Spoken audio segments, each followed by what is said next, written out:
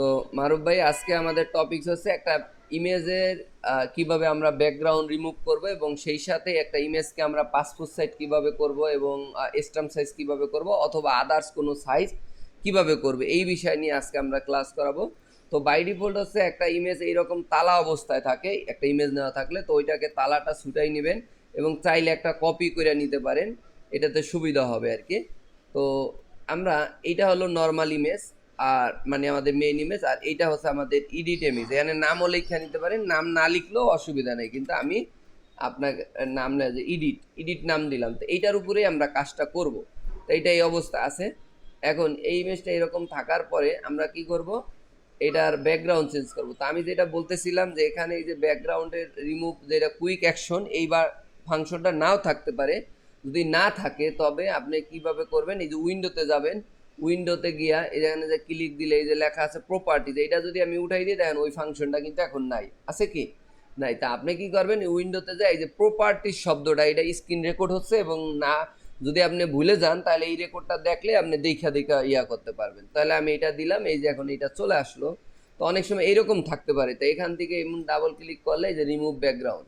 তো এই remove background আপনি যদি করেন কোনো কিছু সিলেক্ট করা লাগবে না, ও নিজে নিজে দেখেন ব্যাকগ্রাউন্ডটা রিমুভ হয়ে যাবে, একটু খেয়াল করেন।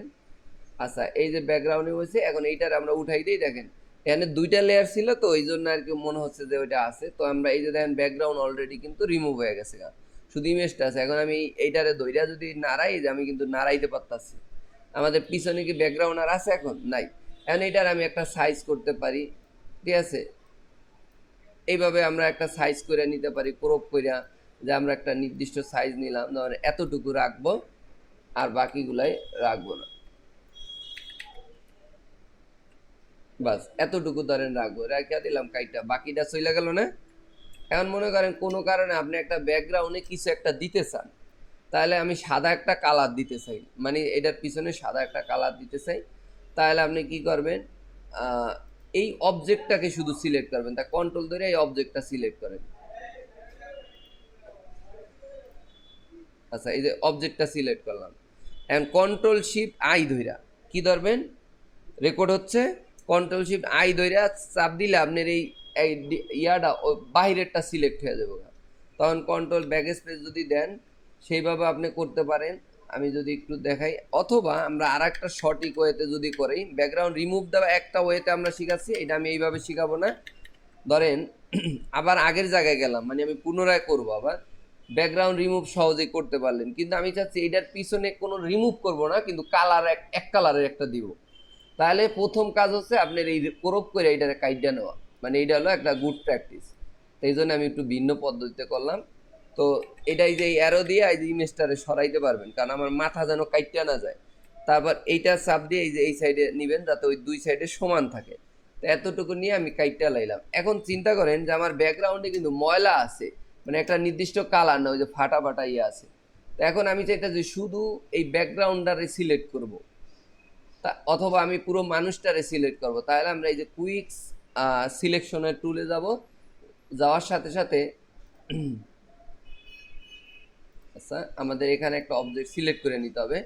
তো এখানে যাওয়ার সাথে সাথে দেখবেন এই যে সিলেক্ট সাবজেক্ট, মানে এটা দিলে শুধু মানুষটা সিলেক্ট হয়ে যাবে। খেয়াল করেন কিছু সময় এই মানুষটা হয়েছে। এখন কন্ট্রোল শিফট আই দিবেন, এই জায়গায় আমি দেখাইতেছিলাম। এখন কি, কন্ট্রোল শিফট আই মানে ইনভার্স, মানে এই মানুষটা বাদ দিয়ে এখন হলে এইটা সিলেক্ট হয়ে গেল, ইনভার্স করলাম। আবার কন্ট্রোল শিফট আই দেন, এবার আবার মানুষটা হয়ে গেল, দেখছেন? এবার কিন্তু মানুষের সাইডও সাইডটা আছে। আবার কন্ট্রোল শিফট আই দেন, এবার হইলো সাইডও সাইড সিলেক্ট হলো। এখন আপনি কি কালার নেবেন সেটাই, যে নিচের অংশে এই উপরেরটাকে বলা হয় ফোরগ্রাউন্ড আর নিচেরটাকে বলা হয় ব্যাকগ্রাউন্ড। এই নিচেরটার উপরে ডাবল ক্লিক করে আপনি কোন কালার নেবেন সেটা আপনি সিলেক্ট করে দিতে পারেন। তা যেহেতু ওনার শার্টের কালার এইটা, তাই এটার মধ্যে সাদাই নেওয়া ভালো। তা যেহেতু এটা কিন্তু সাদা না, এটা অনেকটা অফ হোয়াইট বা ময়লাযুক্ত হয়ে গেছে, তা আমি এই সাদা নিতে হইলে এই কোনার মধ্যে নেবেন, অথবা এখানে 6টা এফ দিবেন, ঠিক আছে। তা দিয়ে আমি ওকে করলাম। এখন কন্ট্রোল ব্যাক স্পেস দিবেন, কি কন্ট্রোল চাইপা এই যে ব্যাক স্পেস যেটা দাও, যে লেখা কার্ডে ওইটা চাপ দিবেন, দেখেন এই যে সাদা হয়ে গেল। এখন কিন্তু অটোমেটিক ব্যাকগ্রাউন্ড চেঞ্জ হয়ে গেল। এরপর এই যে ইমেজটা তো নষ্ট হয়ে গেছে, এই যে ফাটাফাটি কিছু আছে। তো এইটা যদি আমি একটু এই যে কোলন স্ট্যাম্প টুলের মাধ্যমে একটু জুম কইরা এই ফাটাটারে দূর করি, যেমন আমি এই জায়গাতে ভালো কতটুকু জায়গা নিয়ে এই যে অল্টার ধরে ক্লিক দিবেন, এইভাবে দিবেন। আবার আর একটা ওয়েতে আছে, যেমন এই যে প্যাচ টুল আছে, প্যাচ টুল দিয়ে আপনি এই যে এইভাবে ভালো জায়গাটারে মানে খারাপ জায়গাটারে সিলেক্ট কইরা এটা টান দা একটু ভালো জায়গা দিয়ে দিবেন, শেষ। দেখছেন? এই দেন, এটা ভালো জায়গা হয়ে গেল। এই সাদা জিনিসটা চলে যাইতেছে না ভাই? দেখছেন? এইভাবে প্রয়োজনীয় কাজগুলো আপনি করতে হইব। অনেকের একজনের একটা ছবির অর্ধেক আছে আর অর্ধেক, যেমন কিন্তু আমার ফাটা জিনিসগুলো নাই, এটা কিন্তু সংশোধন হয়ে গেল। এরপর ফেসটা একটু কালার, আমি ফেসটারে চাইতেছি যে একটু এই যে ম্যাজিক টুলের মাধ্যমে আমি যদি এইভাবে একটু এটার উপর ক্লিক করি এবং এই চেহারার উপর ইয়া করি, যদি এটার অনেক কিছু ক্লিয়ার করে সেটার জন্য মিনিমাম 1 ঘন্টা আপনার সময় দিয়ে খালি ক্লাস বুঝতেই হবে। তো সেইটা আমি এখন করলাম না, এটা পরে একদিন করাবো। তো এখান থেকে এইভাবে নেওয়ার পরে আমরা ফেদার নিব, এইভাবে সিলেক্ট করবো। 30 নেই, আমরা 30 বা 35 নেই, 35 যাবে না, এই জন্য আমরা 30 নেই বা 25 নিয়ে ফেলি। নিলাম, নেওয়ার পরে আমার কন্ট্রোল এম চাপ দিলাম। এম চাপ দিলেই যে দেখবেন যে একটু লাইট করি, বুঝলেন? একটু লাইট করলাম, তারপরে আমি যদি কন্ট্রোল এল দেই, এটা একটু লাইট করলাম,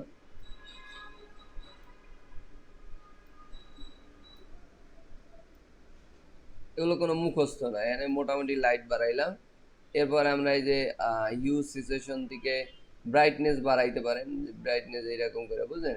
ব্রাইটনেস আপনি বাড়াই দিতে পারেন, একবারে বেশি না। তারপরে আপনি যদি মনে করেন এখানে লালের পরিমাণটা বাইরে গেছে, তাহলে এই যে অ্যাডজাস্টমেন্টের মধ্যে যায় হিউজ স্যাচুরেশন, এটার মধ্যে গেলে এই যে দেখবেন যে আপনি এখানে রেডটা আছে না, রেডটা, এই রেডের পরিমাণটা আপনি কমায় দিতে পারেন, এলে সাদা হয়ে যাবে, বুঝছেন? এগুলো পরিবর্তনটা অতটা বুঝতে পারবেন না, কিন্তু আপনি যখন আমি এই যে এতটুকু করলাম, এখন একটু খেয়াল করেন। আচ্ছা, এটা হয়েছে, এইটা আমাদের অরিজিনালি, আমি এই যে দেখছেন অরিজিনাল ছবি এই অবস্থা। আর যদি আমি এইটা দিই, এই যে দেখছেন, খেয়াল করছেন, বুঝলেন? তাই এরা কিন্তু মেন কাজ এখনো করিনি, যেটাতে মেকআপ করে, ওই মেকআপ করার জন্যই আপনার মিনিমাম 40 মিনিট ক্লাস দেখা বুঝতে হবে। টুকটাক খালি করছে। এখন অনেক সময় দেখবেন অনেকে বড় বড় ব্রণ থাকে না, লাইক এরকম ধরেন দেখবেন একজনের ব্রণ থাকে, ব্রণ মোছার জন্য কিভাবে করবে ওই টুলটাও আজকে শিখাই দিই। ধরেন এই কপালে একটা ব্রণ হয়েছে, সরি, তো কপালে একটা ব্রণ হয়েছে, ধরেন এরকম কপালে একটা ব্রণ হয়েছে, বা এখানে একটা ব্রণ, অনেক বড় বড় ব্রণ থাকে না ভাই, এরকম ব্রণ থাকে, অথবা এখানে ব্রণ থাকে। তা আমি ব্রণগুলো নিজে নিজে পড়াইতেছি। তো এই জিনিসগুলো আপনি কিভাবে রিমুভ করবেন, দেখবেন অনেকে ছবি তুলছেন ব্রণটার জন্য খারাপ দেখা যাইতেছে, তখন আপনি খুব সিম্পলি এই যে এটার মধ্যে একটা টুলই আছে, দেখেন লেখা আছে স্পট হেডিং ব্রাশ টুল। তো এই স্পট হেডিং ব্রাশ টুলটা দেখেন, ওইটা ব্রণটা যেই সাইজ আছে এর থেকে হালকা একটু বড় সাইজ নিয়ে খালি ঘষা দিবেন, শেষ, ঘষা দিবেন, গেছে? তারপর এই যে এটা দিবেন ঘষা, খালি এই যে চাইপা বাটন চাইপা ঘষা দিবেন, লেফট বাটন চাইপা দিবেন। কোনো কঠিন কিছু হইলো?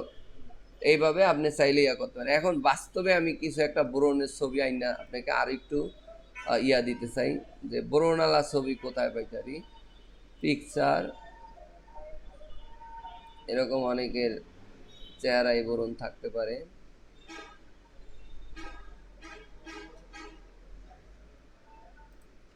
এই জন্য আমরা গুগলের হেল্প নিব। গুগলে একটা ব্রণ ছবি আইনা নি, যে ব্রণ ফেস, এই দেখেন আছে কি, দেখেন এই যে কি ব্রণ আছে, প্রচুর ব্রণ না, খুবই বাজে দেখা যায় না? তো এই ছবিটারে আমরা কপি ইমেজ, এবং আমরা যদি এখানে যাইয়া এই জায়গায় যাইয়া এই ছবিটারে কেটে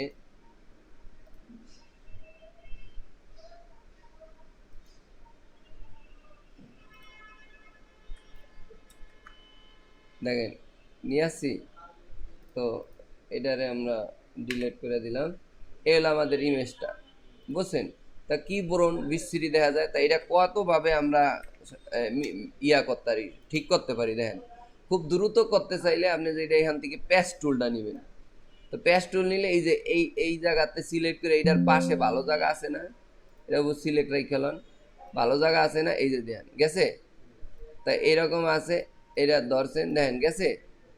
কিন্তু আপনি যদি মনে করেন না আমি বড় বড় ব্রোন গুলাই রে, এই যে যেহেতু ভাই আমাকে শিখাইছে হেডিং স্পট টুল, এই যে এয়া দিয়া আপনি এই করবেন, একটু বড় সাইজ বানাইলেন, এই দেন গেছে কত জাদুর মতো চলে যাইতেছে। এই যে এইভাবেই মনে করেন মানুষে ওই যে ফেসবুকে দেখেন না ছবি ছাড়ে, কালা মানুষ সুন্দর হয়ে যায়, বুঝলেন, এরকম এডিট করে দিয়ে দেয়, দেখছেন। পরে আবার আস্তে আস্তে করে মেসিং করতে, আর এখানে হলো ছোট করে নিতে হবে, কারণ এখানে নাক তো, এটা যদি শেপটা জায়গা নাকের একটা বাঁকা শেপ আছে না, ওইটা গেলে খারাপ দেখা যাবে। তাই এই দেখেন, এই যে আমি কিন্তু এটা নিয়ে নিতে পারতাছি কত সহজে, এই যে বোরন দেখেন, দেখছেন। তো এইভাবে কত করে ফেলতে, আর যদি ওই যে অনেক দ্রুত করতেছেন ভাই, তাহলে কি টুল, পেস্ট টুল। এই পেস্ট টুলটা আপনি এই ভিডিওগুলো যখন দেখবেন তখন এই যেমন এখানে আমি পেস্ট টুলটা এই যে এই দূরে মার্ক করলাম, মার্ক করে আমি এখানে ভালো জায়গায় দিয়ে দিলাম, শেষ। দেখেন নর্মালি হয়ে গেল। তো এইভাবে এইটারে সিলেক্ট করে আপনি এখানে ভালো জায়গায় দিয়ে দিলেন, শেষ। তারপর এইটারে আপনি দিয়ে এই যে এইভাবে এখানে পাশে ভালো জায়গায় দিয়ে দিলেন।